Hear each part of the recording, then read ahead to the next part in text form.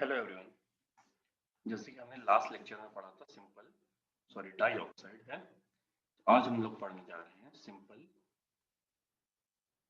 Oxides. Oxides का मतलब एक मेटल के साथ ऑक्सीजन को कंबाइन है ना, इसलिए बोलते हैं सिंपल ऑक्साइड्स है ना। लिख देता हूँ यहाँ पे, क्लियर है। तो आपके पास क्या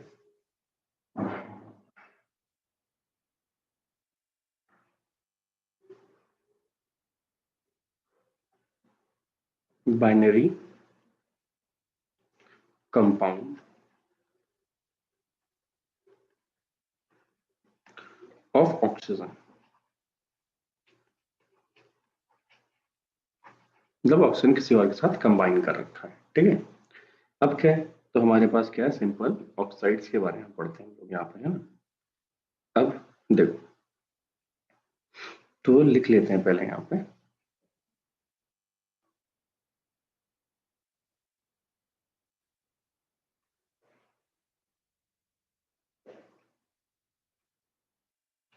सल्फर, सेलेनियम, टेलुरियम और पोलोनियम, ठीक है। मोनोऑक्साइड, डाइऑक्साइड और ट्राइऑक्साइड।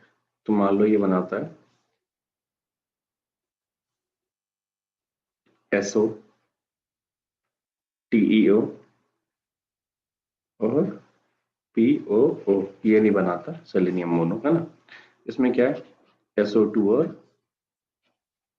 SO3, ठीक है। ये क्या है, ये बनाता है ना, डाई बनाएगा, ये भी डाई बनाएगा, ये ट्राई बनाएगा, ये ट्राई बनाएगा, ये नहीं बनाएगा, ठीक है। तो ये आपके पास, अब इसमें क्या है, सबसे पहले आता है आपके पास हेडिंग इज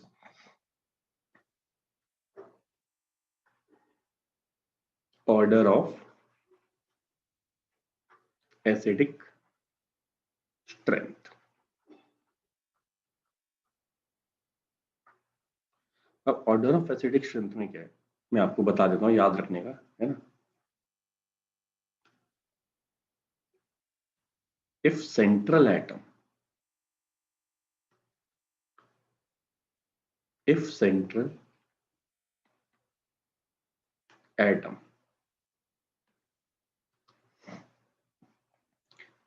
इज सेम, अगर सेंट्रल एटम क्या है, सेम है, तो क्या आएगा, विथ इंक्रीज इन इलेक्ट्रोनेगेटिविटी, है ना। क्या बोल रहा हूँ, sorry, with increase in oxidation number, है ना। ये oxidation state, acidic strength increases. कैसे, देख लेते हैं। तो आपके पास क्या है, SO है आपके पास, नेक्स्ट है आपके पास SO2, नेक्स्ट है आपके पास SO3। अगर आप देखोगे तो ऑक्सीडेशन नंबर क्या होगा इसका, +6, इस वाले का क्या होगा, +4, इसका +2। सबसे ज्यादा ऑक्सीडेशन नंबर किसका है, उसका। तो एसिडिक स्ट्रेंथ सबसे ज्यादा किसकी होगी, SO3। क्लियर है ये आपको।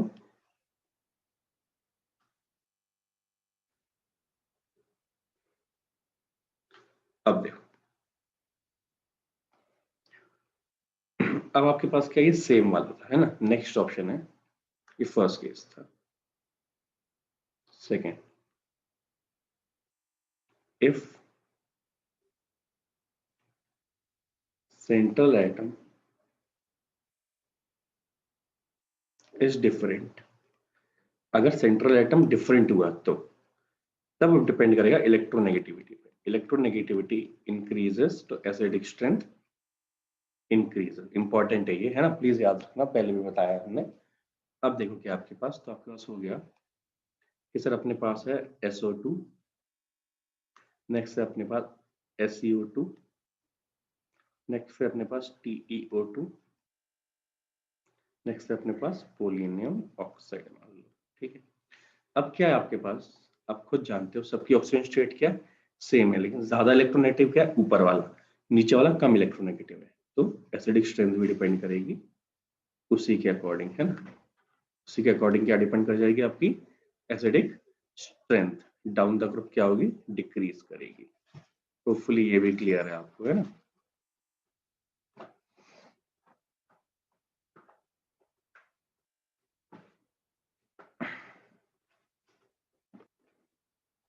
अब देखो नेक्स्ट क्या अपने पास,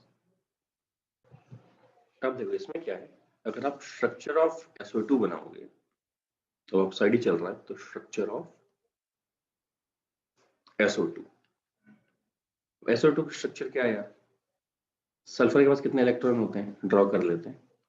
सल्फर अपने अनुसार 1 2 3 4 5 6, अगर 6 इलेक्ट्रॉन है, ऑक्सीजन क्या बनाता है, डबल बॉन्ड, तो डबल बॉन्ड O और डबल बॉन्ड O, तो एक क्या बचा आपके पास यहाँ, लोन पेयर बचा।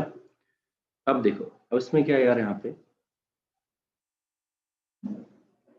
ये आपको साफ दिख गया है ना। अब इसमें जब इसका ये करोगे, आप इलेक्ट्रॉनिक कॉन्फ़िगरेशन लिखोगे और फिलिंग करोगे, तो आपको पता चलेगा कि इन SO2 1 p पाई d पाई है ना, बॉन्ड एंड 1 d पाई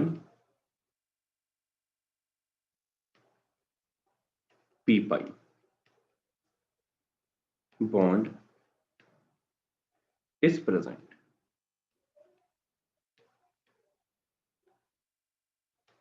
ठीक है, तो आपके पास क्या है, क्या लिखना है, sorry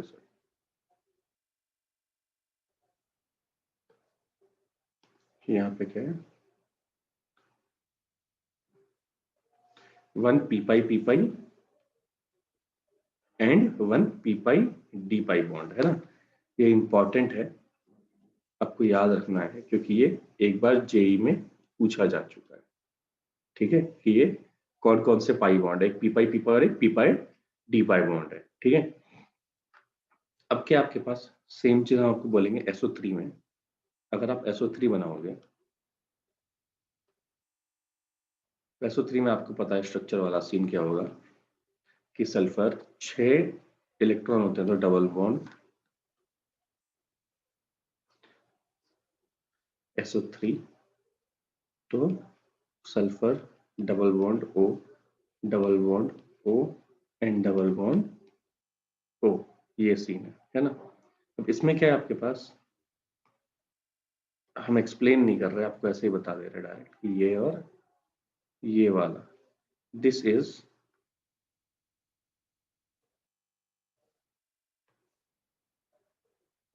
D pi P pi, याद रखने का आपको, है ना। And this one is P pi, one bond is P pi and two bond is P pi D pi. ठीक है, ये आपको याद रखना है, क्लियर है। तो ये था अपना ऑक्साइड्स वाला पार्ट। ठीक है, अब देखो इसमें क्या है,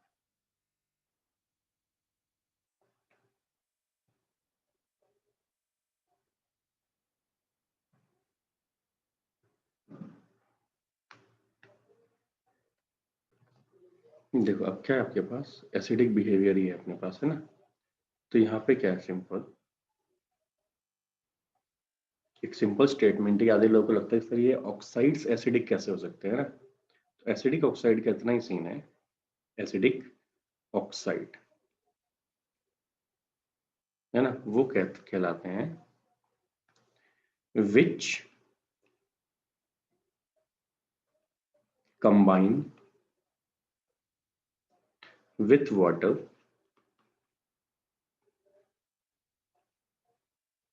एंड गिव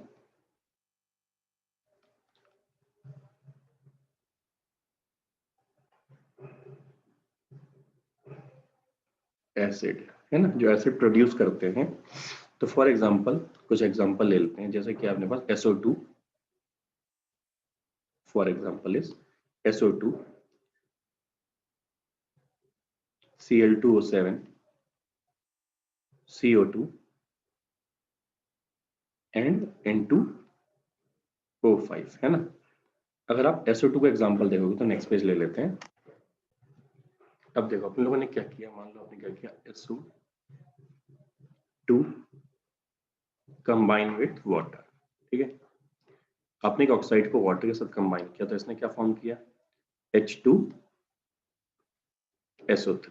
क्या फॉर्म किया इसने, H2SO3, जो क्या एक एसिड है। तो आपको क्लियर हो गया कि this oxide is also a acid, है ना। ये आपको फुली क्लियर है। अब इसको बोलते हैं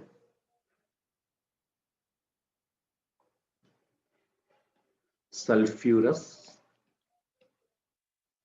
एसिड। मैं लिख देता हूं इधर H2SO3। इसका स्ट्रक्चर देख लो आप, तो स्ट्रक्चर इसका होगा S double bond O bond OH bond OH, है ना। कितने बॉन्ड हो गए, 1 2 3 4, और एक क्या हो जाएगा, लोन पेयर हो जाएगा इसके पास, है ना। तो ये आपको क्लियर है। और इसके जो बन सकते हैं, आप अगर एक्सटेंड करोगे सर और कौन कौन सा बन सकता है, तो मैंने कहा बेटा बन जाएगा H2H2O2 बन जाएगा, है ना। तो उसका स्ट्रक्चर कैसे, वो भी देख सकते हो आप कि यार S double bond S bond OH bond OH। अगला और क्या बन सकता है ऐसे ही, अगला आपको सल्फ्यूरिक एसिड पता है, ऐसे सल्फ्यूरिक एसिड कैसे बनता है, वोलियम को कंबाइन करने से बनता है ना। सल्फ्यूरिक एसिड क्या आपके पास H2SO4। तो ये कैसे बनेगा, स्ट्रक्चर वाइज देख लेते हैं इसका। स्ट्रक्चर में क्या है, S डबल बॉन्ड O, है ना, double bond O bond OH in bond OH, ठीक है। तो ये क्या हो गया H2SO4, है ना। इसमें क्या है आपके पास, इसमें भी आपको याद रखना है, इसमें जो बॉन्ड होता है ये वाला, this is D pi P pi, और नीचे वाला भी क्या है, D pi P pi bond है, ठीक है। ये आपको याद रखना है। अब देखो ये क्या रहता है, इक्विलिब्रियम में रहता है।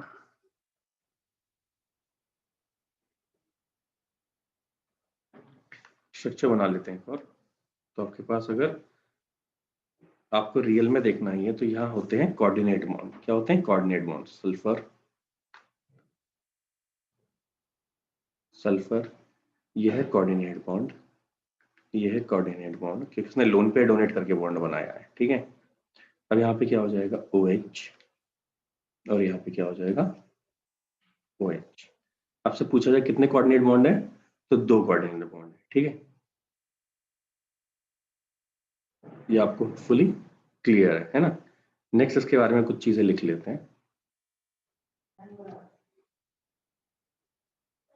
अब देखो, तो अपने को एक चीज तो क्लियर हो गई, क्या लिख लेते हैं यहाँ पे, इट हैव 2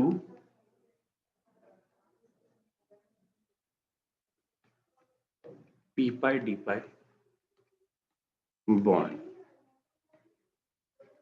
ठीक है, या d पाई p पाई बोल सकते हैं ना।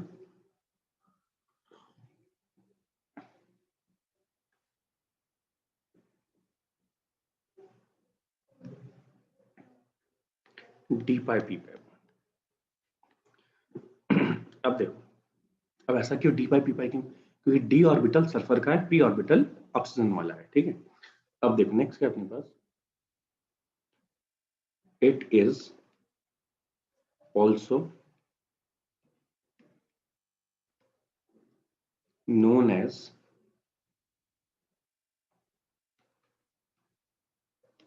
Oil of vitriol. इसको किंग ऑफ केमिकल भी बोलते हैं, है ना, H2SO4 को, और ऑयल विट्रॉल भी बोलते हैं। ऐसा क्यों, बिकॉज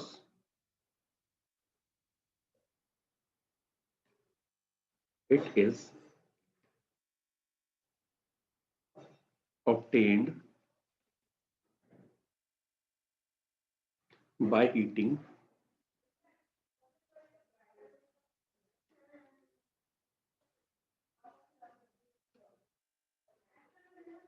ग्रीन विट्रॉल, है ना। अब क्या है यहाँ पे, अब ये ग्रीन विट्रॉल से बनता है। ग्रीन विट्रॉल है क्या, ग्रीन विट्रॉल होता है यार अपने पास FeSO4.7H2O होता है, इसको बोलते हैं ग्रीन विट्रॉल। अगर आप इसको हीट करोगे तो ये अपने को दे देगा Fe2O3 plus H2SO4 plus SO2 plus H2, है ना। इसको क्या बोलते हैं, ग्रीन विट्रॉल।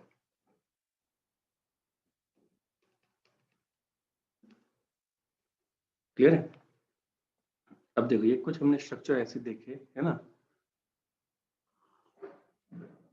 अब इसमें क्या है, एक इंपॉर्टेंट है जिसमें स्ट्रक्चर में पूछ लेता है, मैं आपके लिए बना देता हूँ स्ट्रक्चर। ओलियम,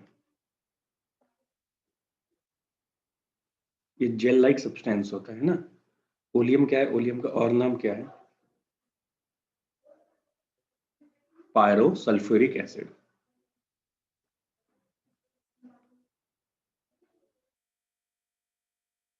ठीक है, या इसको बोलते हैं फ्यूमिंग H2SO4। ठीक है, अब इसका न है क्या ये, दिस इज H2S2O7। इसका स्ट्रक्चर देख लो, इंपॉर्टेंट है। सल्फर,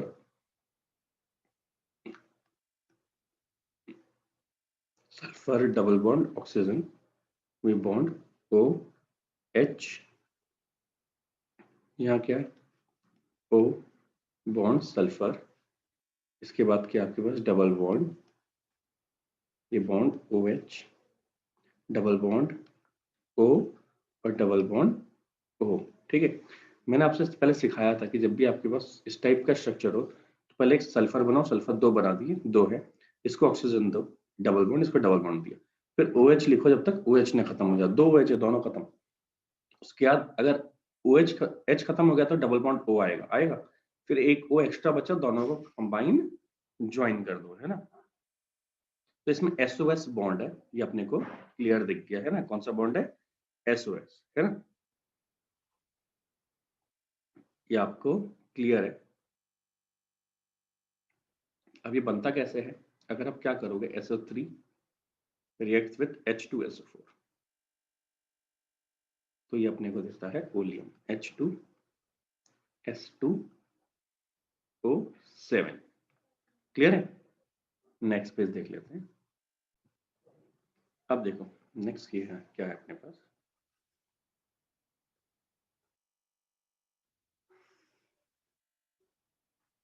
कहा जाता है, जो जनरली अपने को पता है ये बात की, जो नॉन मेटल के ऑक्साइड्स होते हैं वो एसिडिक होते हैं, और जो मेटल के ऑक्साइड्स होते हैं वो बेसिक होते हैं, है ना। ये चीज है, लिख देते हैं। In general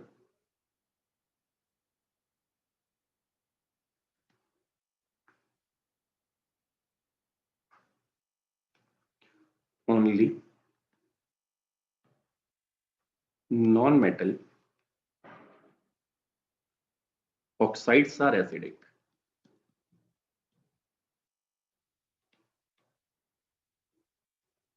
and metal oxides are basic, है ना। लेकिन but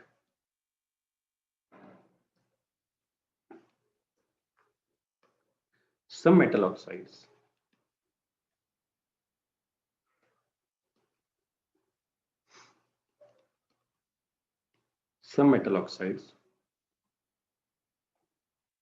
in high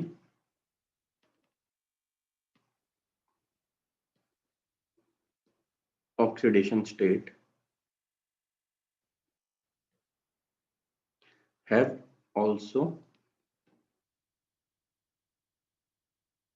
acidic character। हाँ, क्या होता है कि सम ऑफ द मेटल ऑक्साइड जिनका ऑक्सीडेशन नंबर ज्यादा होता है ना। अब इसके एग्जांपल लिख लेते हैं पहले। जैसे फॉर एग्जांपल अपने पास हो गया Mn2O7, Mn2O7, ठीक है, यह हो गया CrO3, यह हो गया अपने पास V2O5, ठीक है, तो ये क्या आपके पास है, जो हाई ऑक्सीडेशन नंबर है ना, मेटल है लेवर लेकिन एसिडिक बिहेवियर है। ठीक है, अब देखो इसमें एक और चीज है अपने पास। अब जैसे कुछ क्या है, मेटल वाले यार, जो मेटल वाले हैं वो क्या करते हैं, बेसिक होते हैं। मेटल वाले क्या होते हैं, बेसिक होते हैं। मेटल ऑक्साइड्स के अपने पास जनरली बेसिक है। अब जैसे आप बोल सकते हो सर Na2O ले लिया आपने, है ना, आपने CaO ले लिया, या आपने बेरियम ऑक्साइड ले लिया। आपने बोला कैसे, let's CaO combine with water, ये आपको बता चुके हैं ना, वाटर से कंबाइन करने का क्या बन जाएगा, एक बेस बन जाएगा। ठीक है, तो ये है आपके पास। अब इसमें क्या है, कुछ कुछ क्या होता है जिसमें एसिडिक और बेसिक दोनों बिहेवियर होते हैं, एम्फोटेरिक नेचर होता है ना, वो भी देख लेते हैं, लिख लेते हैं यहाँ पे पहले।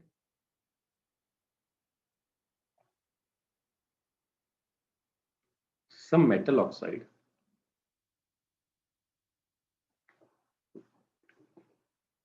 exhibit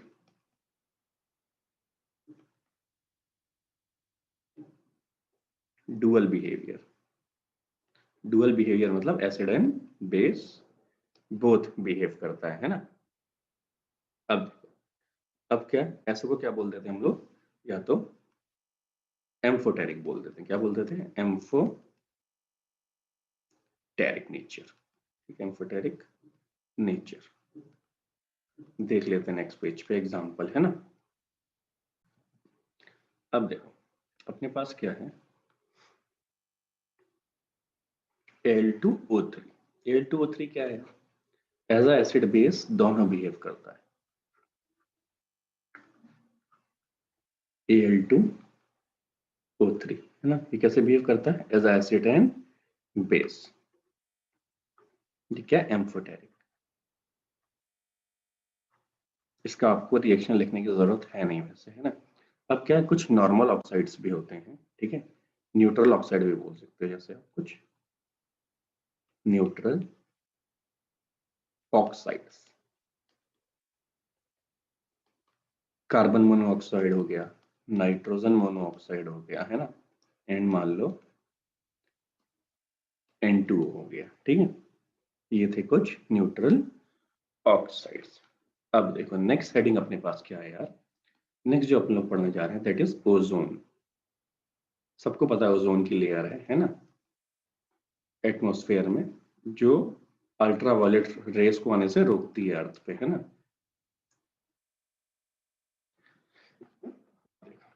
अब अपने पास क्या है यहाँ पे, ओजोन है क्या, it is a allotrope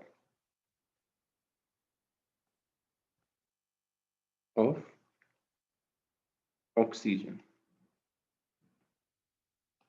oxygen का एलोट्रॉप है ना। नेक्स्ट क्या है,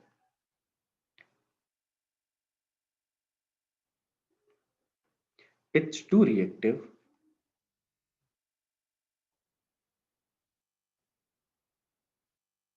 to remain for long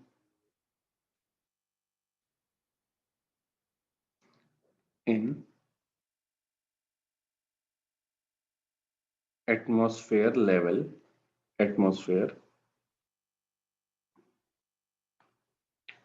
at sea level।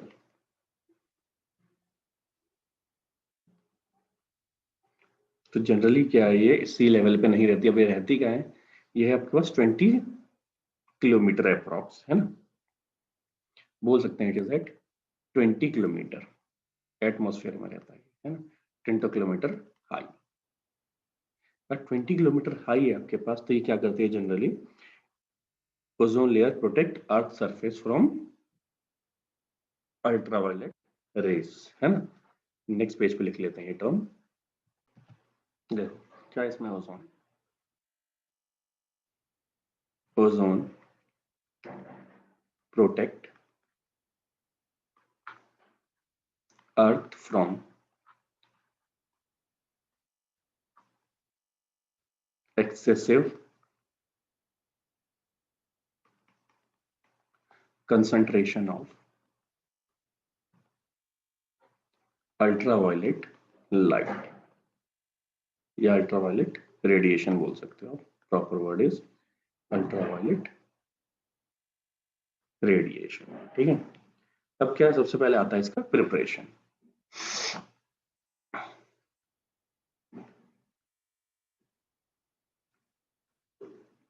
Preparation क्या है,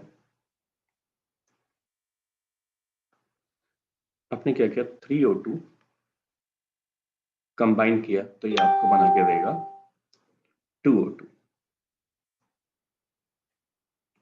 सॉरी 2O3 है ना। अब ये है क्या, it is the endothermic reaction, it is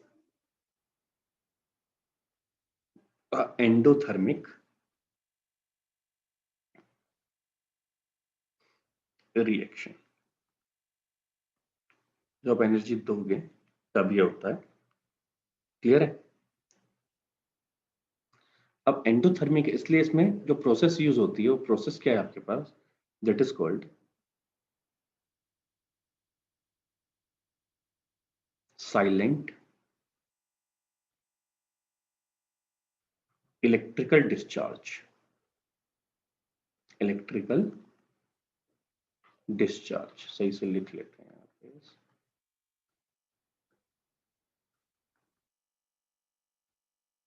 अपने पास क्या है, साइलेंट इलेक्ट्रिकल डिस्चार्ज। अब ये होता क्या है ना, एक एयर में ड्राई एयर से पास होती है और ट्यूब्स होती हैं, है ना, साउंड नहीं होता, और ये क्या करती है, वो ड्राई एयर कन्वर्ट करती है हीट एनर्जी लेके, है ना, बहुत हाई एनर्जी लेके कन्वर्ट करती है किसमें, ओजोन में, है ना। तो आपको ये क्लियर है।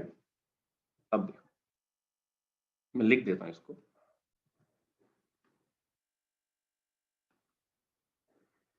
It is inaudible. इनऑडिबल मतलब आपको आवाज सुनाई नहीं पड़ेगी बिल्कुल इसकी, है ना, इनऑडिबल। इसमें क्या होता है, by passing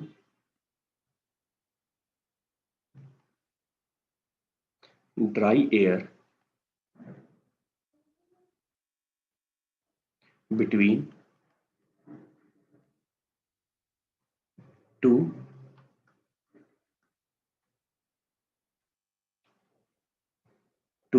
concentric tube। Concentric मतलब एक के अंदर एक ट्यूब, है ना, या और इलेक्ट्रोड प्लेट, और इलेक्ट्रोड प्लेट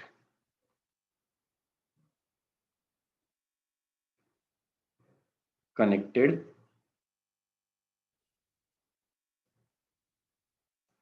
अल्टरनेट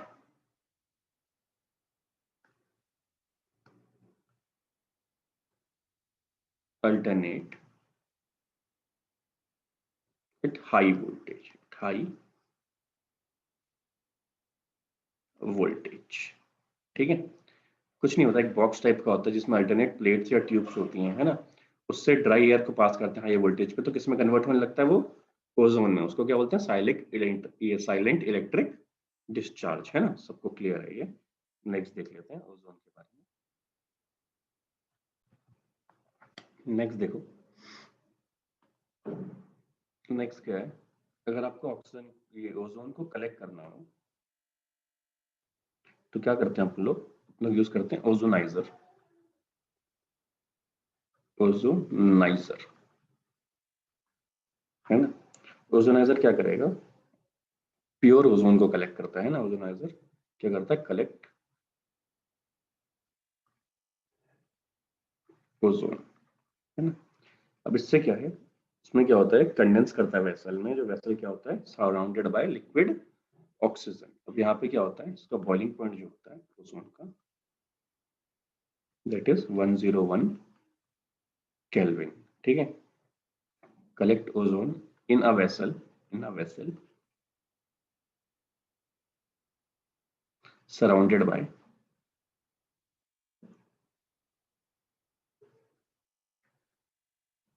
liquid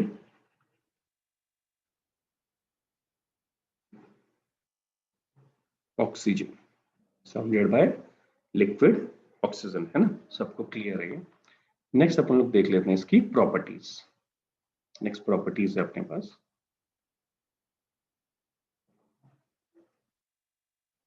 क्या है प्रॉपर्टीज में। फर्स्ट देखो,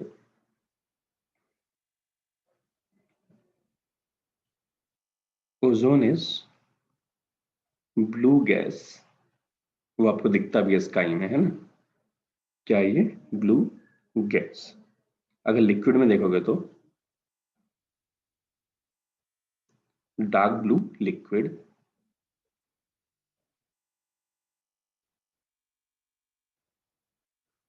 लिक्विड, है ना। अगर आप और फ्रीज करोगे तो आपको मिल जाएगा वॉयलेट ब्लैक,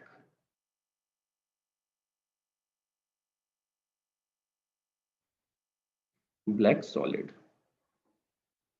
तो ये तीनों आपको क्लियर है कि यार अपने पास क्या है, ब्लू अगर गैस है तो, डार्क ब्लू अगर लिक्विड है तो, वॉयलेट ब्लैक अगर सॉलिड है तो, है ना।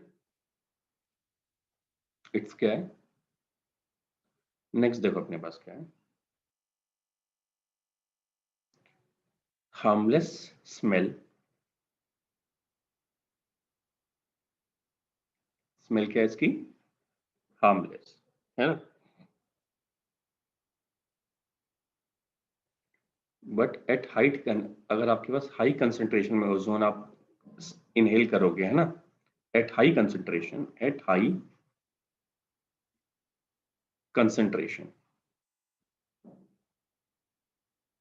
it can cause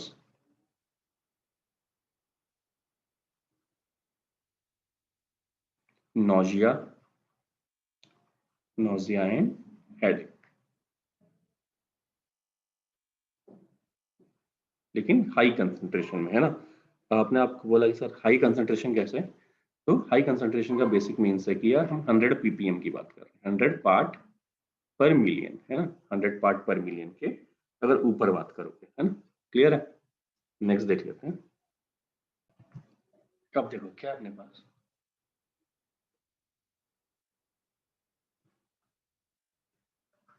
अपने को पता है ozone is thermodynamically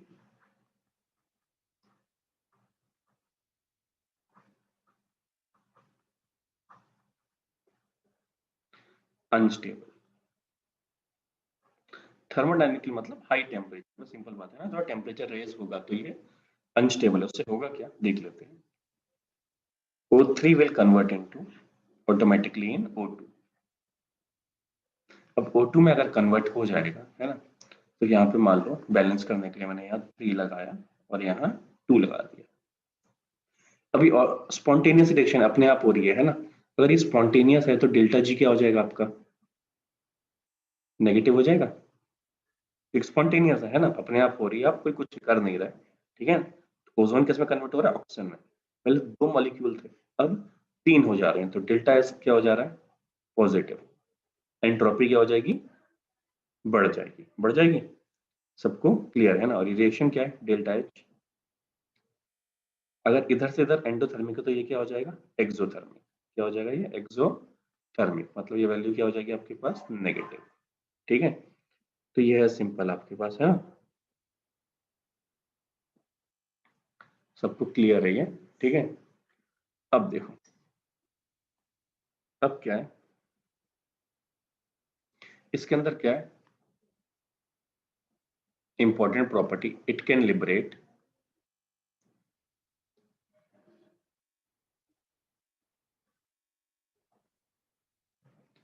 nascent oxygen. Nascent oxygen का मतलब होता है एक ऑक्सीजन, सिंगल ऑक्सीजन एटम, है ना।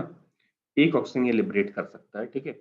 नेसेंट ऑक्सीजन मैं आपको दिखा देता हूँ, इसका मीनिंग एग्जैक्टली क्या है कि आपके पास क्या है यार, O3 है अगर आपके पास, तो O3 ब्रेक हो सकता है O2 में प्लस एक ऑक्सीजन में, है ना। किसमें ब्रेक हो सकता है, एक सिंगल ऑक्सीजन में। इसको ऐसे ब्रैकेट में बना के दिखाते हैं, तो दिस इज अ नेसेंट, ये नेसेंट ऑक्सीजन है ना। तो इसलिए ये कैसे बिहेव करता है, behave as strong oxidising agent. कैसे बिहेव करता है, as a strong oxidising agent, क्योंकि क्या दे रहा है ये, नेसेंट ऑक्सीजन, है ना। अभी ऑक्सीडाइज क्या करता है, अगर आप एग्जांपल ले लोगे पीबीएस को, आपने बोला सर लेड सल्फेट है आपके पास, प्लस आपने क्या किया, इसका रिएक्शन किया 4O3 के साथ, तो बैलेंस की जरूरत नहीं है, आप डायरेक्टली आपको समझ में आ जाएगा सर ये क्या है, PbSO4 बना रहा है ना, प्लस 4O2, O2 तो बनना ही, एक सिंगल ऑक्सीजन की वजह से ऑक्सीडाइज हो गया, है ना। ये आपने आयोडीन यूज किया, तो आपके पास प्लस, अगर वाटर में है ये, आयन ऑब्वियसली पानी में होगा, ठीक है, प्लस O3 के साथ रिएक्ट किया, तो आपके पास क्या बन जाएगा, 2H minus plus I2 plus O2 बन जाएगा, ठीक है। तो बेसिकली क्या करता है यार, जो आयोडाइड है आयन, उसको आयोडीन में कन्वर्ट कर देता है, ठीक है। तो आप ये याद रख सकते हो सर, आयोडाइड को किसमें कन्वर्ट कर रहा है, आयोडीन में कन्वर्ट कर रहा है। क्लियर है। नेक्स्ट देख लेते हैं पेज पे। अब देखो नेक्स्ट क्या है अपने पास, ओजोन डिप्लेशन में सबसे ज्यादा इंपॉर्टेंट और आता है, इन ओजोन डिप्लेशन, डिप्लेशन पहली चीज तो हाई टेम्परेचर है ना, जो हीट एनर्जी जा रही है ऊपर, है ना। नेक्स्ट क्या आपके पास, सुपरसोनिक जेट है। तो सुपरसोनिक जेट मतलब बड़े प्राइम मिनिस्टर या प्रेसिडेंट ट्रेवल करते हैं जिसमें, है ना, सुपरसोनिक जेट, ये क्या करते हैं, नाइट्रस ऑक्साइड छोड़ते हैं, है ना। तो इनसे नाइट्रस ऑक्साइड निकलती है, तो NO अगर निकलेगा, तो NO सबसे इजीली कंबाइन करता है किसके साथ, ओजोन के साथ, है ना। तो NO गैस सबसे जल्दी कंबाइन करेगी किसके साथ, ओजोन के साथ। ये सबसे मेन रीजन है आपके पास ओजोन डिप्लेशन का। तो ये क्या बना लेगा, NO2, है ना, प्लस O2 बना लेगा, है ना। ये है आपके पास इंपॉर्टेंट, ठीक है। तो आप ये देख सकते हो कि ये NO कहां से आया, फ्रॉम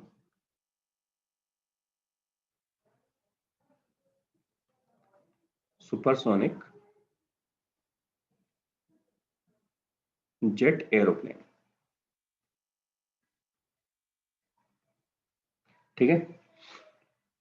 तो ये इजीली रिएक्ट कर जाता है ना नाइट्रोजन ऑक्साइड, ठीक है। अब देखो नेक्स्ट क्या है, ये था पहला हमारे पास। सेकंड है फ्रियोन्स।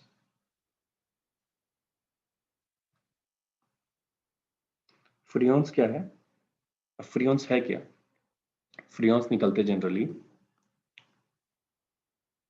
From refrigerant. अब जिसलिए इकोनॉमिक वो आ गए हैं कि इको वाले, है ना, इको लिख के आता है आजकल, ठीक है।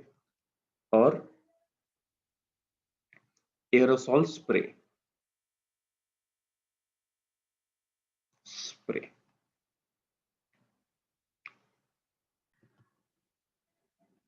तो देखो लिख देते हैं यहाँ पे, फ्रियोन्स इज अपने पास CCl2F2, है ना। अब रेफ्रिजरेंट और एरोसॉल्स जो आता है आपके पास जनरली, इट इज CFC। क्या आता है, CFC, है ना। क्लोरोफ्लोरो कार्बन आ जाते हैं ना डायरेक्टली। तो ये क्या है, main reason is of ozone depletion आप बोल सकते हो, ठीक है।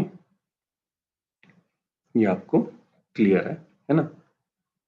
नेक्स्ट देख लेते हैं।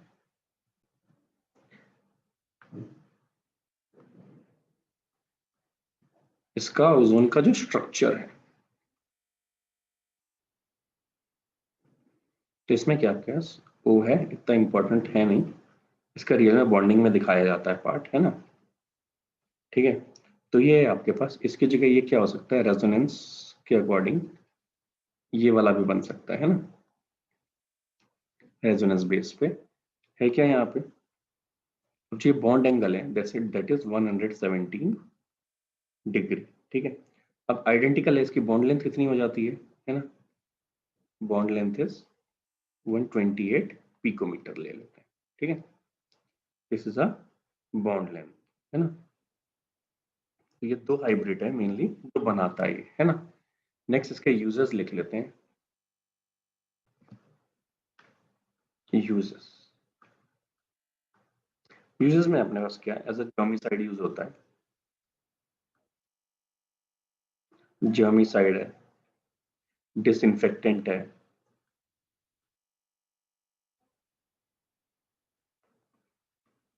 ना, वाटर स्टेरिलाइजिंग के लिए यूज होता है,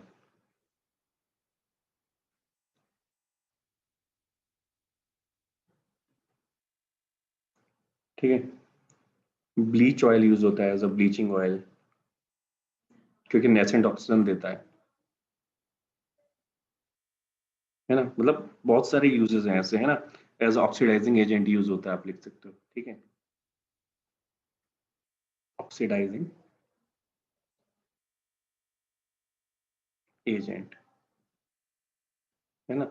मेनली किसमें यूज होता है, इन मैन्युफैक्चर ऑफ KMnO4, है ना। KMnO4 बनाने के लिए as a oxidising agent use होता है ना। कि ऑब्वियस बात है कि नेसेंट ऑक्सीजन देता है ना, क्या देता है, नेसेंट ऑक्सीजन। तो होपफुली सबको क्लियर है इतना। अब देखो सिंपल सा है, बस आप याद रखने को रख सकते हो, है ना, इतना इंपॉर्टेंट नहीं है ये वाला पार्ट। बस आप बोल सकते हो ऐसे ही कि सर अगर इक्विलिब्रियम में जो एग्जिस्ट कर रहा है ये अगर ऑक्सीजन के साथ, तो O2 जो प्रेजेंट होता है दैट इज 90 to 95%, है ना। और जो OT ये O3 होता है दैट इज 10 to 5%, ठीक है। इन इक्विलिब्रियम में एग्जिस्ट करते हैं, ठीक है। अब यहाँ पे क्या था, जैसे हमने लिया था यहाँ पे ये I माइनस लिया था, है ना। I माइनस की जगह यहाँ पे याद रखना वो लोग KI भी लग सकते हैं ना, कंफ्यूज मत हो जाना कि सर अगर ये KI कहाँ से आ गया, है ना। सिंपल है, अगर उसको लिखना होगा इसी रिएक्शन को, मैं साइड में बता देता हूँ। देखो इसको ही लिखना होगा रिएक्शन को, तो वो लिख सकता है इस रिएक्शन को साइड में, यार KI plus water plus ozone, है ना, सेम रिएक्शन है। बस आयनिक की जगह मैंने नॉर्मल फॉर्म ले लिया, तो क्या हो जाएगा, KOH प्लस I2, इसमें I2 ही बनेगा, है ना, प्लस O2, ठीक है। तो ये कंफ्यूज मत होना यहाँ पे, है ना। अगर आपके पास वैसे भी अगर स्पेशली I2 से ही रिएक्शन होगा, आपने सर सिर्फ I2 से किया तो, है ना, तो कुछ नहीं, 3O2 ये रिएक्ट करोगे आप, तो ये आपको दे देगा I4O9। लेकिन ये वाला रिएक्शन इंपॉर्टेंट है, ये वाला क्या है, इंपॉर्टेंट है, ठीक है। सबको क्लियर ही है ना। और भी रिएक्शन लेना चाहो तो है यार, जैसे आप लिख सकते हो सर अगर I2 plus H2O plus O3 react किया हमने तो क्या बन सकता है, तो बेटा बन जाएगा आपके पास HiO3 प्लस O2 बन जाएगा, है ना। HiO3 क्या है, आयोडिक एसिड, आयोडिक एसिड, है ना। तो ये सिंपल सा पार्ट है जो आपके सामने लिख दिया है ना। अब क्या अपने पास अब सल्फर का बचा है चीज है, वो है नेक्स्ट लेक्चर में देखेंगे, है ना। और इसका कुछ एक पार्ट है टेलिंग ऑफ मरकरी वाला, है ना। देखते हैं अपने कोर्स में है कि नहीं, ठीक है। अगर होगा तो नेक्स्ट लेक्चर में कंटिन्यू करेंगे, ठीक है। चलो थैंक यू।